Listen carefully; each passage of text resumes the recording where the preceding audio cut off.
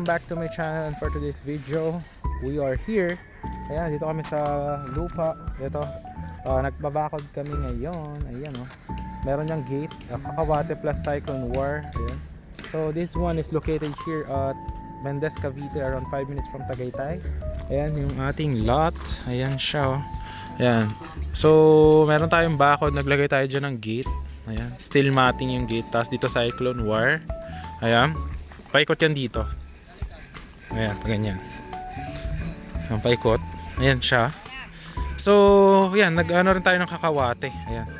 Pero kung gusto niyo naman ng mga bakod, halimbawa yung ganyan, concrete, ayan, or halimbawa, tawag nito, concrete na mga perimeter fence, or what, pwede nyo ako i-message sa Viber, WhatsApp. If ang location is Tagaytay, Alfonso, Mendez, or Silang, Cavite, pwede tayong magbakod.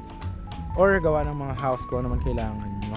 Ayan. So pwede tayo gumawa, labor materials. So lahat na po. So yun, kung gusto nyo yung ganyan lang, Cyclone War, or kung gusto nyo talagang concrete fence tulad nito, yung ginagawa natin doon sa isa.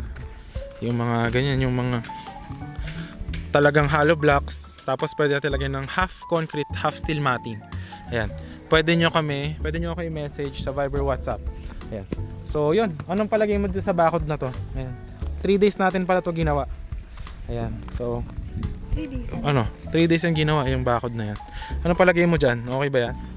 Pero di pa natin pwede buksan kasi hindi pa matigas yung semento. Ayan.